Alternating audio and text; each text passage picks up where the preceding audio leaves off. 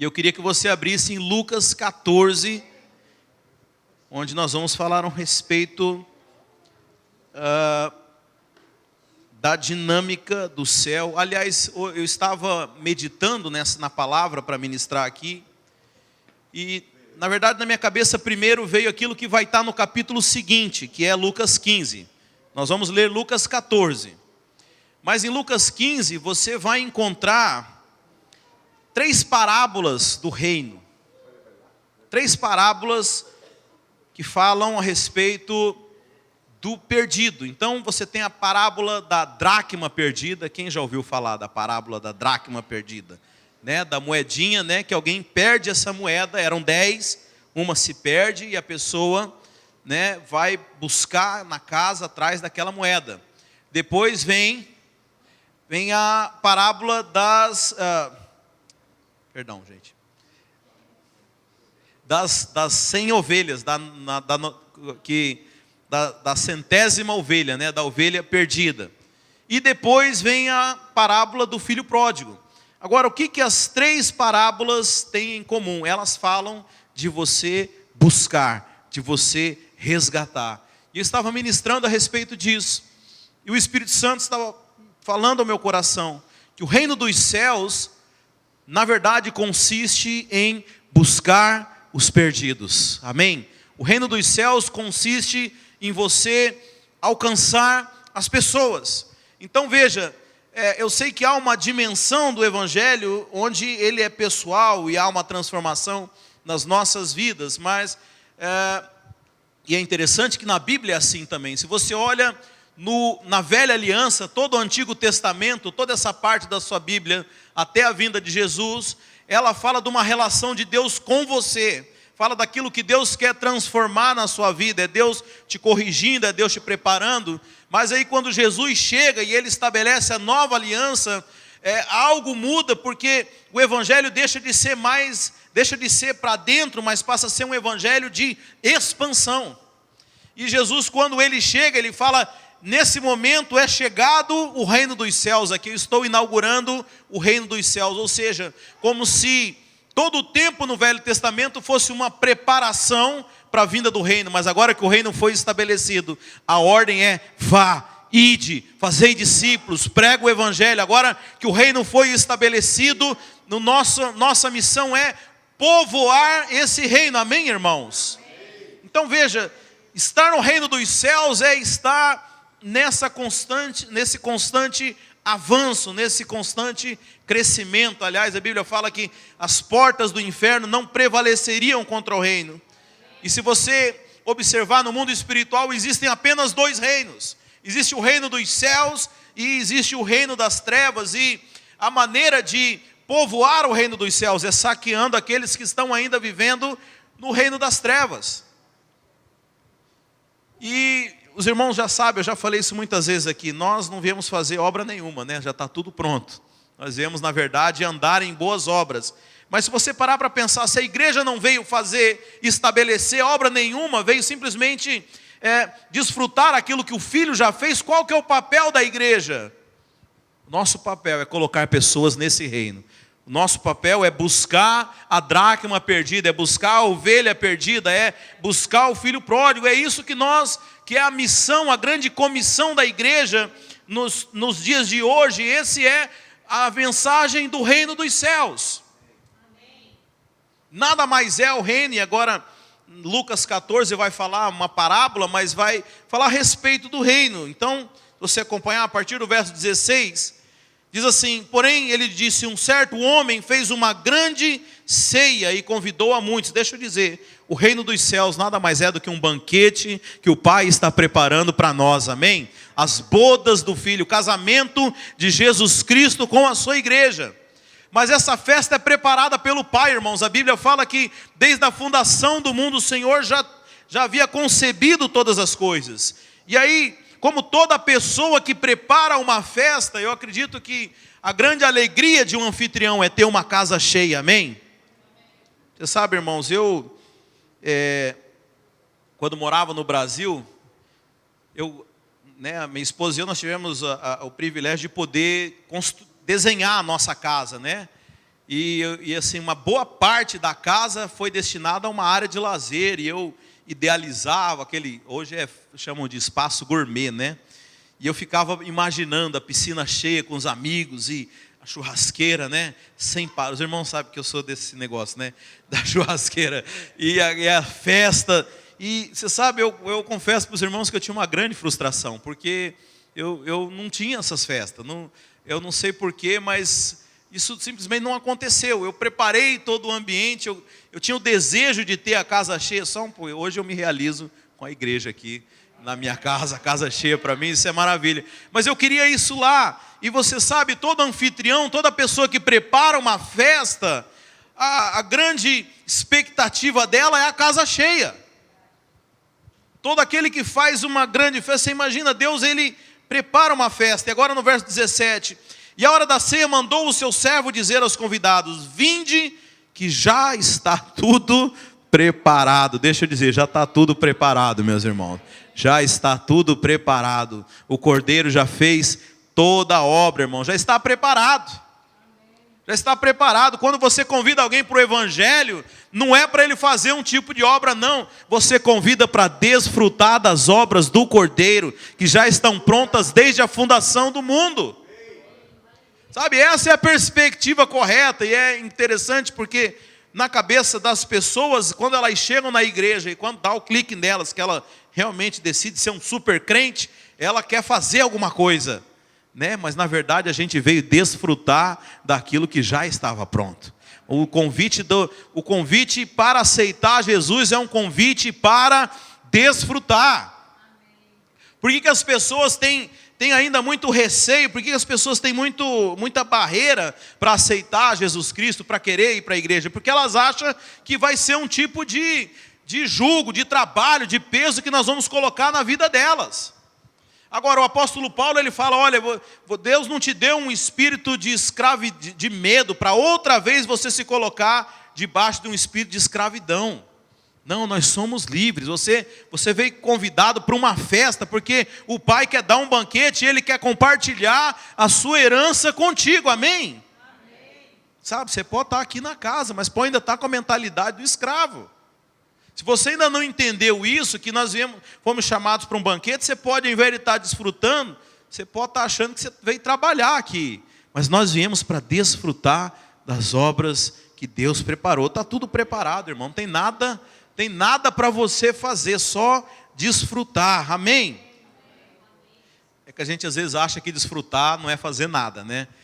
Você sabe, um cara para mim, você falar que não tem que fazer nada não é desfrute. É a maior coisa mais difícil para mim é ficar sem fazer nada, irmãos. Eu sei a luta quando eu vou tirar um tempo de oração e eu tenho que ficar cuidando dos meus pensamentos, porque eu já quero ir fazer alguma coisa, já quero... Sabe, o descanso para mim é poder estar fazendo alguma coisa. É poder estar em movimento.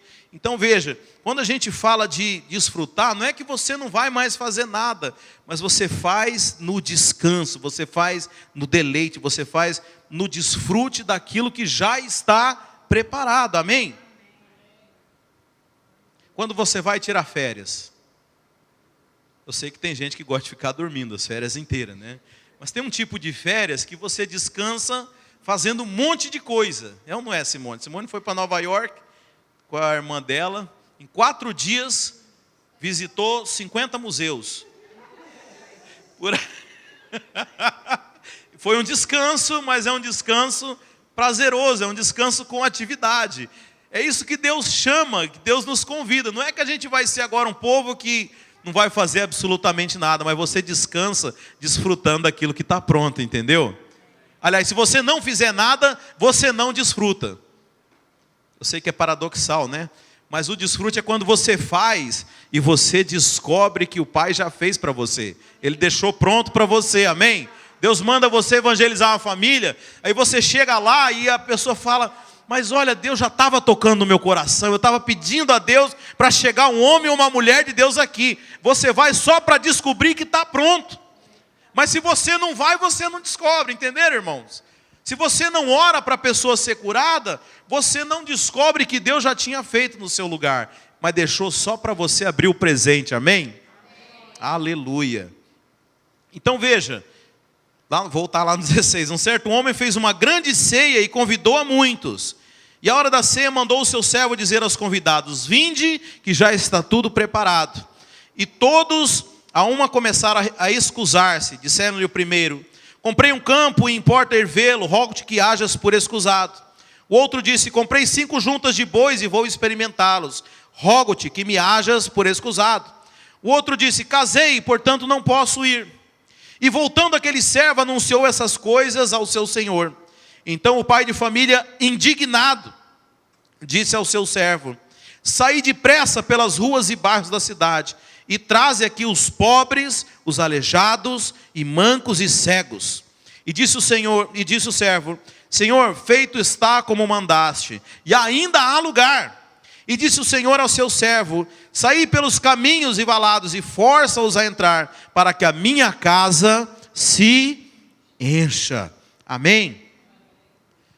Então veja, irmãos, a primeira coisa eu quero dizer é que o céu é um lugar que tem muito espaço. Você vê que aquele servo, ele saiu para convidar muita gente, e ele fala: olha, ainda há espaço. A primeira coisa que eu vim contar para você aqui, se quem estiver anotando, é o seguinte: Deus quer povoar os céus. Você sabe, porque às vezes a imagem que o mundo passa é que Deus é um cara que fez a humanidade e se arrependeu depois. E ele fala: e agora, como é que eu vou fazer? Eu já prometi que eu ia deixar entrar no céu, mas agora eu não quero mais ninguém aqui, eu quero ficar sozinho, escutando um rádio, ou Gabriel tocando uma harpa. O que eu vou fazer? Eu vou botar uma prova bem difícil aqui, que quase ninguém vai passar. Ou como diz aquela religião, só 144 mil vão passar nessa prova, e mais ninguém vem me incomodar aqui no céu. Não, irmãos, o desejo de Deus é que a casa esteja cheia. Amém? Sabe, você precisa ter em mente isso, irmãos. Deus quer povoar o céu. Deus não quer apenas um grupinho, mas Deus quer que os céus sejam povoados.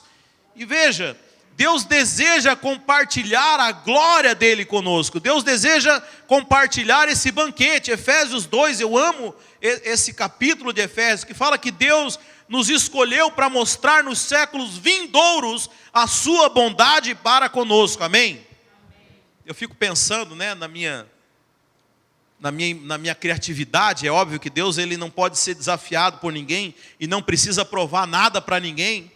Mas eu fico pensando que talvez Lúcifer, quando se rebelou, ele falou assim: ah, Deus, você criou os anjos, mas você não deu oportunidade para os anjos de escolher a você.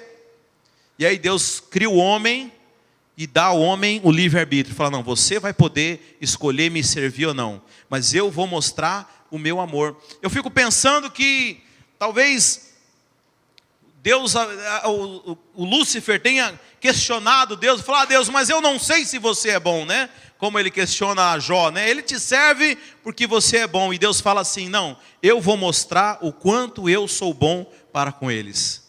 Você sabe, irmão, ser bom com quem é bom é simples, né? Relativamente simples, né? Agora, ser bom com quem é ruim, e a Bíblia fala que Deus prova o seu amor para conosco, nos amando quando nós ainda éramos pecadores.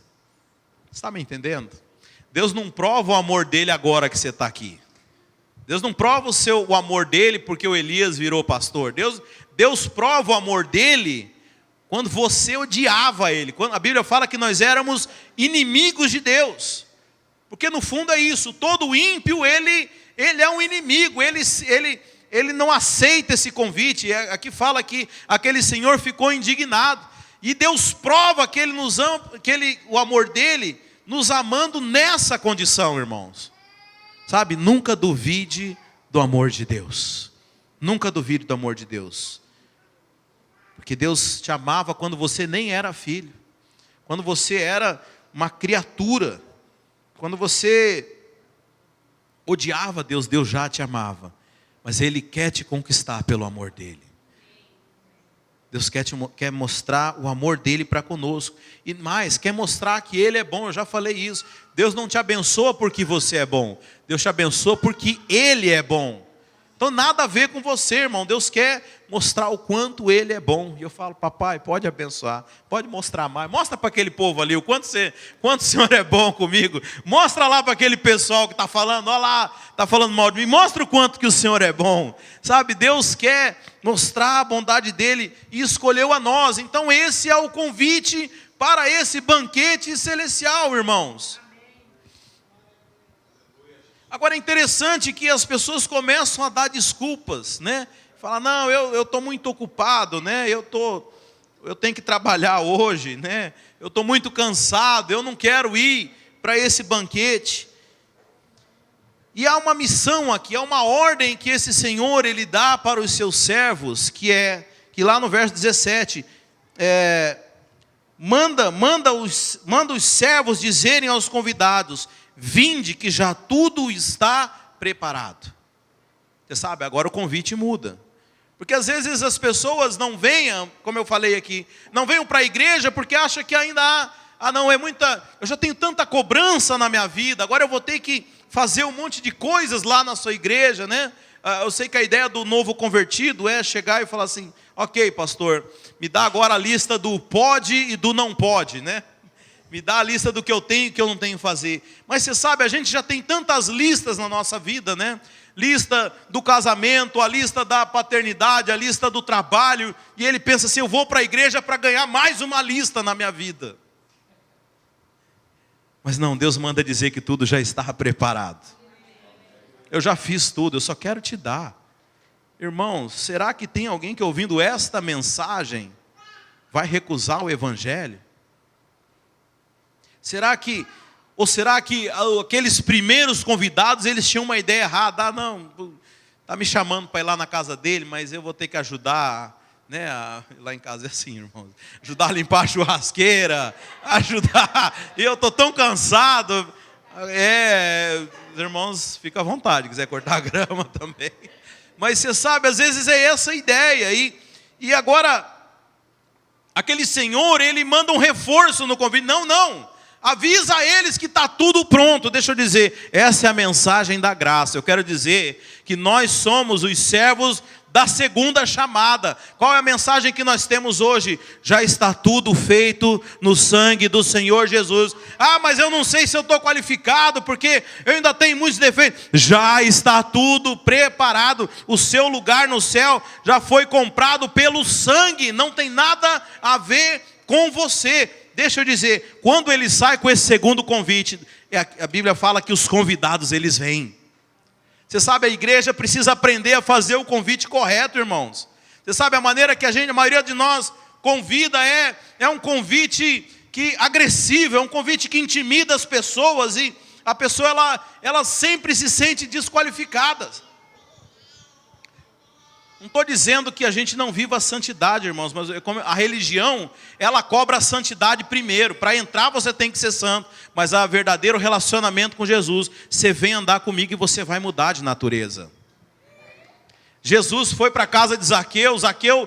Zaqueu era visto com desprezo por todos, mas depois que Jesus entrou, Zaqueu mudou. As pessoas acham que tem que mudar primeiro para receber Deus. Não é assim que funciona, irmãos. Porque o que Deus tem para fazer na sua vida, ninguém dá conta de fazer, amém? Porque a glória é dele. Então é impossível, irmãos, é uma nova natureza. Ninguém pode nascer de novo por conta própria. Então o convite é, você vem que está tudo pronto. Você vai provar dessa comida. E quem beber dessa água jamais terá sede. Às vezes eu fico vendo alguns crentes ainda com muito apetite para as coisas do mundo, é porque não está bebendo muita água viva. Porque quando você bebe dessa água, irmão, você não tem mais sede, você não tem mais fome para coisa nenhuma desse mundo. Mas convenhamos, qual que é a nossa exortação? Para de comer isso. Para de comer isso, menino. Para de comer coisa do mundo. Não é assim, irmãos. Fala, não, você está comendo, mas eu vou te dar de uma coisa que é muito melhor. Você vai beber dessa água. Você nunca mais vai ter sede pelas coisas do mundo. Mas a religião, ela afasta. Você sabe, eu estava pensando nisso. E eu lembro que eu estava conversando com um grupo de estudo bíblico, né, os americanos, né? E tinha um deles que era muito piedoso, né? E ele falava assim, que ele queria ganhar a família dele, mas a família dele não queria saber de igreja, né? E eu perguntei uma vez para ele, mas como que você acredita que... Qual é a estratégia que você vai usar com a sua família? Não, eu vou ganhar a vida deles pela minha santidade, pelo meu testemunho. Você sabe, irmãos, e eu fiquei pensando a respeito disso. Que o testemunho de santidade, o testemunho de conduta, ele pode mais afastar do que atrair as pessoas. Ele fala, não, se ser crente é desse... Vamos supor que ele seja realmente alguém impecável, alguém muito santo. Fala, não, eu nunca vou dar conta de ser igual a ele. Sabe, o verdadeiro testemunho para mim é o testemunho da fé, irmãos. Eu lembro uma vez que eu estava conversando com alguns pastores aqui da cidade de Tampa, não era do nosso ministério, e um deles estava meio que se gabando, né, a respeito das qualificações e de todo o gabarito dele, né, e eu falei, olha, se eu tenho alguma glória, é que se algum dos meus membros fala, se Deus fez na vida dele, vai fazer na minha também. Se Deus pôde com esse cara aqui, pode na minha também. Sabe, irmãos, esse é o verdadeiro testemunho, é mostrar que você não dá conta, e ainda assim, Deus pega você e faz. Amém? Então, quando a gente quer botar um padrão, algo muito difícil, você não está atraindo, você está afastando as pessoas. A verdadeira mensagem, o verdadeiro convite é quando você fala, vinde que já está tudo preparado. Você não precisa fazer nada. Ah, mas olha, eu tenho tanto problema aqui. Não tem, o sangue de Cristo é mais forte do que isso. O sangue de Cristo vale mais do que esse teu problema. O que Cristo fez é muito superior. Amém, irmãos? Agora veja, Deus, avançando aqui, né? Deus quer, outro ponto, Deus quer que a sua casa se encha. Deus não quer uma casa vazia, irmãos. Deus quer casa cheia. Então, se você é um bom servo, qual que é o encargo dos servos aqui? Trazer mais pessoas, trazer mais pessoas. Agora tem um detalhe, o primeiro convite, né? Aqueles recusaram. Vamos supor que foi um convite e estava sendo feito errado. O segundo convite, que é o convite da graça. A Bíblia fala que começaram a vir as pessoas, mas ele fala assim, no 22, e disse o servo, Senhor, feito está como mandaste, e ainda há lugar. Aí no 23, disse o Senhor ao servo, saia pelos caminhos e valados, e força-os entrar, 21, volta no 21. E voltaram daquele servo, anunciou essas coisas ao seu senhor. Então o pai de família, indignado, disse ao servo, sai depressa pelas ruas e bairros da cidade, traze aqui os pobres, os aleijados, os mancos e os cegos. Primeiro os pobres, aqueles que não têm dinheiro para pagar. O evangelho não se compra, o evangelho é de graça.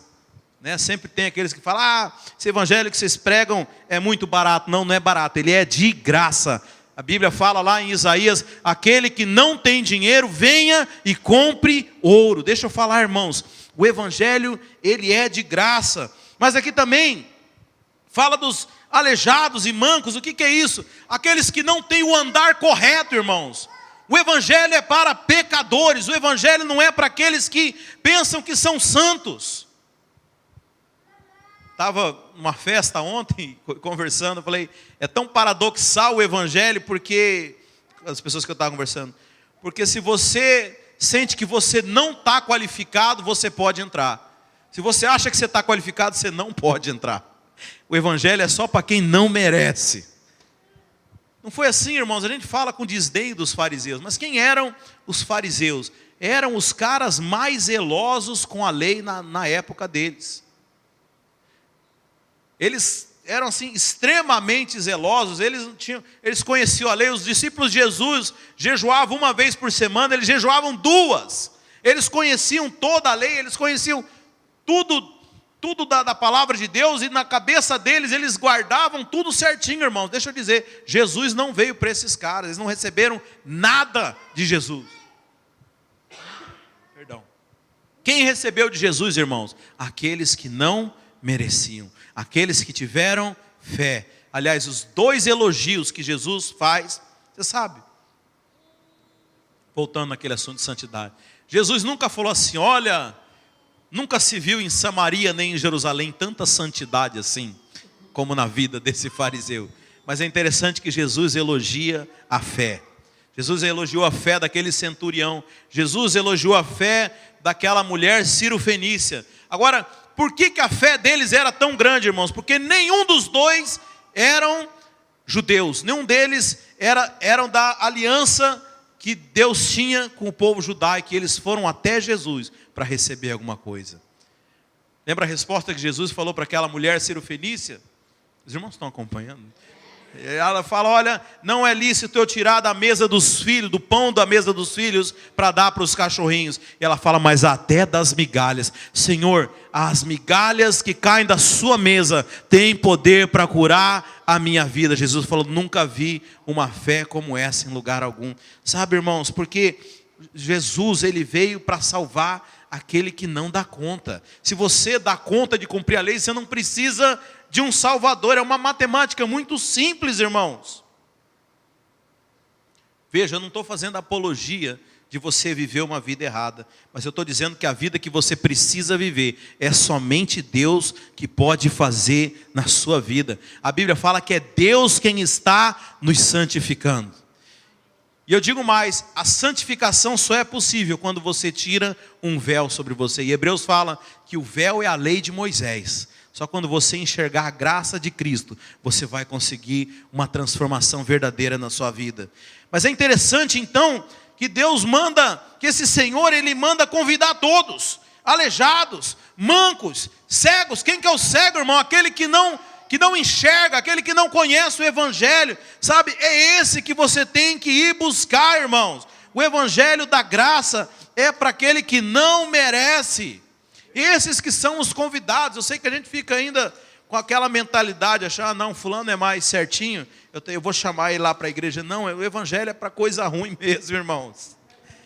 Sabe, nós temos que chamar essas pessoas. E qual que é a mensagem para essas pessoas, irmãos? Está tudo preparado, está tudo pronto. É chegar para essa pessoa e falar, você sabe, aquilo que você não dá conta de fazer, veio um e fez no seu lugar. Aquela dívida que você tinha, que era impagável, veio alguém e pagou para você essa dívida. Eu tenho uma boa notícia para você, a sua dívida está paga. Amém, irmãos? Você sabe, essa é a história de todo homem. Por mais que o homem acredite ou não em Deus, ele sabe que ele está em débito. O homem, ele vive em débito. E você sabe, aqui a gente não anda muito a pé, né? Mas lá no Brasil, o comportamento, né? Eu fiquei imaginando isso, alguém que deve, né? Então vem, você está andando aqui na rua e lá de lá vem o cara no sentido contrário. E aquela pessoa está devendo você. Se o cara percebeu que você não viu ele, o que ele faz? Ele atravessa a rua para não cruzar com você, sim ou não? Você sabe, essa é a história do homem se escondendo de Deus. Porque o homem sabe que está devendo. E Deus chega no jardim e fala, Adão, cadê você, né? E ele está se escondendo, porque ele sabe que está devendo.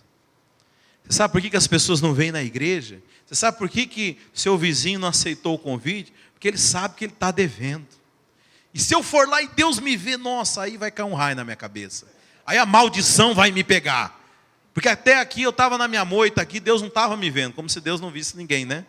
Eu estava quietinho aqui, Deus não me viu. Mas se eu for lá na igreja, aí Ele vai lembrar, vai falar, miserável, você está me devendo, né? Então a boa notícia é falar para as pessoas, alguém pagou a sua dívida. Você não precisa fazer nada, é só receber, é só ir lá e pegar a quitação. A Bíblia fala que o inscrito de dívida que era contra nós foi pregado na cruz. Então a mensagem é essa. Para quem é a mensagem? Vamos lá. Para os pobres, para os aleijados, para os mancos e cegos. Agora, qual que é a mensagem? Vinde que já está tudo preparado. Deus já preparou tudo. Deus quer agora te abençoar. Nós estamos desfrutando daquilo que o Filho fez. Agora, o que é importante? Ainda há lugar. ainda há lugar. Eu quero dizer que o céu é um lugar com muitos lugares, irmãos. Nós precisamos levar essa mensagem. Nós precisamos contar às pessoas. Você sabe, a maneira onde você mais honra o sacrifício de Cristo é ganhando mais pessoas, né? Eu estava lá em Atlanta, no aniversário do pastor Napoleão, e o pastor Aloysio estava pregando uma mensagem. Ele trouxe um exemplo, que eu fiquei pensando nisso. O pastor Aloysio contou um exemplo assim: olha, imagine que viesse uma doença sobre toda a humanidade, como a gente viu nessa pandemia, mas que fosse uma doença letal. E aí eles começam a procurar uma vacina, mas essa doença, toda a humanidade ela foi inoculada com esse vírus, e toda a humanidade, em questão de meses, iria começar a definhar e morrer.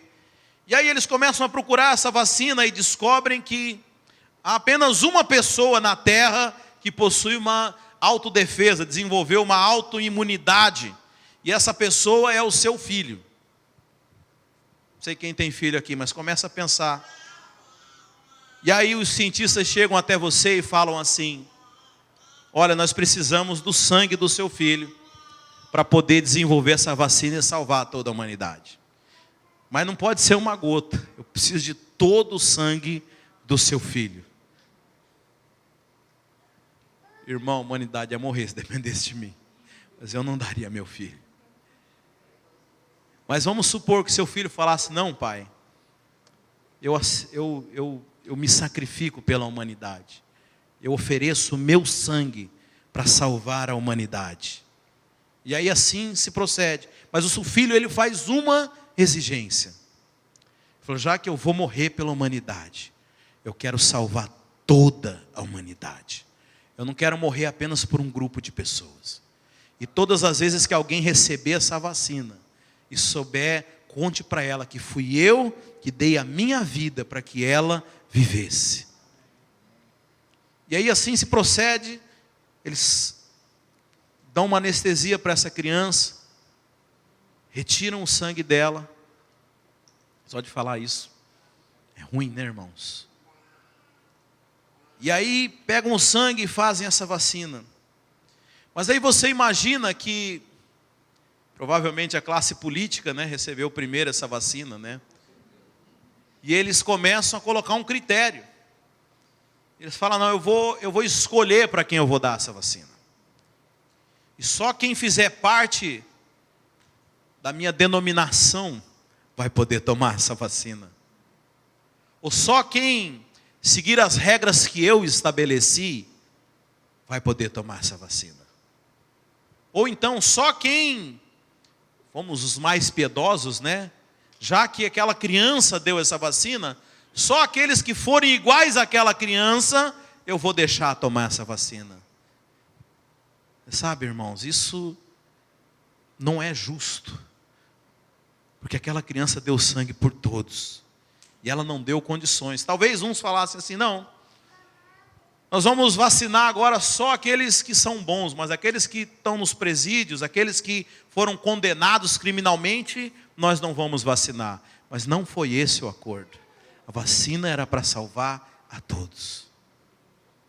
Então, como é que nós honramos esse sangue?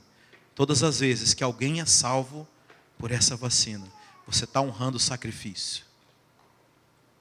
Mas eu quero ir mais longe com essa história. Imagine que surgiu agora um grupo, e ele fala assim: olha, eu acho que não precisa dessa vacina não. Se você fizer exercícios regulares, se você tiver uma boa saúde, se você começar a comer espinafre e fizer tudo certinho, você não precisa dessa vacina. Você dá conta de se salvar por si mesmo. Ou então outros falam assim: não, tudo bem, você tem que tomar essa vacina, mas essa vacina, esse sangue não é suficiente para você ser salvo. Você agora precisa passar por muita penitência, muito jejum e muita oração, senão você não vai ser salvo por isso. Você sabe, irmãos, essa é uma ilustração que mostra aquilo que estão fazendo com o Evangelho de Cristo. Eu quero dizer que o sangue de Cristo, ele foi suficiente para salvar toda a humanidade. E somente o sangue. Sabe, irmãos, a igreja primitiva sabia disso. O negócio começou a ficar esquisito lá no ano 300, foi enrolando. No ano 1500, Deus começou a levantar homens de Deus para falar essa verdade. O principal deles, Martinho Lutero, o pai da reforma protestante. E uma das bandeiras que ele levanta é o quê? Solo Christi, somente Cristo. Sola gratia, somente a graça. Sola fide, somente a fé. Ou seja, só a fé no sangue de Cristo e você recebe tudo de graça. Agora, incrível como que a igreja foi perdendo isso com o tempo. Foi falando e começando a criar obstáculos para as pessoas. E aí você chama a pessoa para o banquete, mas fala assim, olha, você pode vir para o banquete, mas tem um problema, tem uma roupa que você tem que usar. Se você não tiver com a roupa de crente, você não pode comer nesse banquete. Se você não tiver linguajar de crente, você não pode comer. Se você não pagar, você não pode comer. Mas isso é mentira, irmãos. Porque aquele que convidou, mandou chamar, venha como está. Venha como está. Sabe, essa é a mensagem do Evangelho. Já está tudo pago. Não há nada que você possa fazer para que você seja salvo. Apenas receber de graça. Ah, pastor, mas tem uma parábola que conta que chegou lá nas bodas e tinha um convidado que não estava com as vestes nupciais. Mas tem um detalhe que eu quero te contar também. Quando a festa era muito rica, irmãos, quem convidava, o convite era na verdade a roupa que ele mandava para a pessoa. Eu quero dizer que aquele te convidou para habitar no céu, já te deu as vestes de justiça também. Que a Bíblia fala que Deus colocou a justiça de Deus, a justiça de Cristo em nós, irmãos. Sabe, você está vestido com as vestes de linho puríssimo. Mas é possível você chegar na festa sem a roupa? É possível. Quando você quer chegar com a sua roupa. Porque a Bíblia fala que a nossa roupa são os atos de justiça dos santos. Então quando você quer chegar com a justiça própria, a Bíblia fala que a nossa justiça são trapos. Você pode chegar vestido dessa forma diante de Deus, mas chega vestido diante de Deus com as vestes do Cordeiro, com as vestes festivais que você ganhou. Elas foram dadas. Então, irmãos, essa é a verdadeira mensagem. Se as pessoas não estão aceitando o convite, é porque nós estamos convidando da maneira errada, irmãos. Quem que vai perder uma festa dessa, irmãos? Quem que vai escolher ir para o inferno? Quem que vai querer viver uma vida de destruição? Ninguém, irmãos, eu falo isso. A mensagem é perfeita.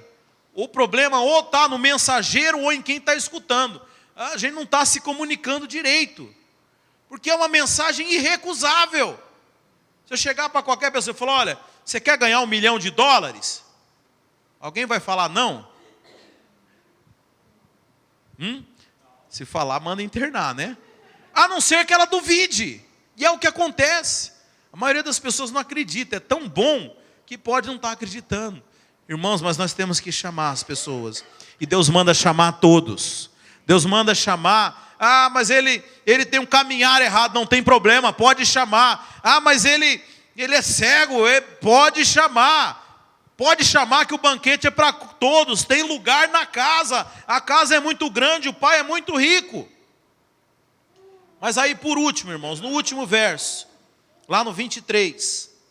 E disse o Senhor ao servo, saí pelos caminhos e valados e força-os a entrar, para que a minha casa se encha. Irmãos, isso aqui eu confesso para vocês que ainda é um mistério para mim, porque eu sei que principalmente para mim é muito difícil. Eu sou daquelas pessoas muito preocupadas em não incomodar os outros.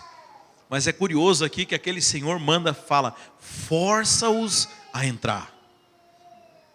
E eu me lembro que eu estava numa aula, numa ministração para pastores, e o pastor Aloysio falou, olha, Na igreja você não pode forçar ninguém a nada, mas tem uma coisa que você pode forçar, que é para as coisas de Deus.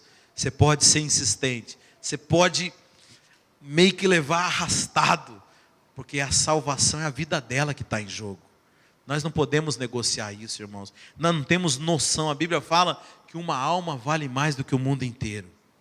Se nós tivéssemos consciência disso, irmãos, a gente não ia ser cheio de dedos para falar com as pessoas. Mas a vontade desse Senhor é nem que for forçado. Porque veja, você não está pedindo nada para a pessoa. Você está forçando ela a receber algo que é muito bom. E Ele diz, para isso vale a pena. Para isso você pode. Porque eu quero a casa cheia, irmãos. Então Jesus, quando Ele deixa a última comissão para os seus discípulos, né? O último mandamento, Ele fala, ide por todo o mundo, fazei discípulos de todas as nações. Como eu tenho dito aqui, irmãos, isso não é uma opção nossa. Esse é um mandamento do Mestre. Se nós somos servos desse Senhor, eu quero dizer que há uma ceia que está preparada e Ele quer a casa cheia. E nós somos os servos, irmãos. Nós somos os servos. Você sabe, Deus quando for cobrar de você algo, Ele não vai te perguntar a respeito dos seus pecados. Porque os seus pecados foram pagos. Deus jamais vai cobrar uma dívida que já foi paga. Você sabe, quando a nossa igreja começou a ministrar com mais enfoque a respeito da graça, e engraçado, né? Porque quem persegue Isaac é o próprio Esaú, né? São os irmãos que perseguem, né? Algumas igrejas começaram a falar, Deus é amor, mas Deus é justiça. Vocês estão brincando com esse negócio da graça, porque Deus é justiça. E Ele vai te julgar. E eu falava, aleluia. Aleluia que Ele é justo. Porque você sabe, eu posso ter amor por uma pessoa, e não necessariamente eu não sou obrigado a ter amor por outro. Mas nem por isso eu deixo de ser alguém amoroso. Agora, justiça, eu não posso ser justo com um e ser injusto com o outro, porque aí eu sou 100% injusto, sim ou não? Então a base da nossa salvação não é o amor de Deus, é a justiça. E porque a sua dívida foi paga, e Deus é justo, Ele não vai te cobrar mais por aquilo que já foi pago. Amém? Agora tem uma coisa, irmãos. A dívida foi paga, mas agora você é um servo. E há uma coisa que o Senhor Jesus vai cobrar de você, como o seu Senhor. E não é uma... Veja, as pessoas confundem aquele que é o julgamento para condenação com o julgamento para recompensa, que vai ser o julgamento diante de Cristo, que o apóstolo Paulo menciona. Mas Jesus vai perguntar para o servo, o que você fez com o mandamento que eu te dei? Qual que era o mandamento, irmãos? Ide, fazei discípulos, chame pessoas para esse banquete. Sabe, essa deveria ser o foco nosso, povoar o reino dos céus. Você já está no reino, agora o seu papel é buscar mais pessoas para esse reino, irmãos. Esse deveria ser o foco de toda a igreja, de todos nós. Tudo que nós fazemos deve ser com esse propósito, porque o reino dos céus é ganhar as pessoas, é achar a dracma perdida, é buscar a 100ª ovelha, é resgatar o filho pródigo. Esse é o reino. Quer viver o reino, irmãos? Esse é o objetivo, é pregar o evangelho e povoar os céus. Amém, meus irmãos? Glória a Deus. Se coloca de pé.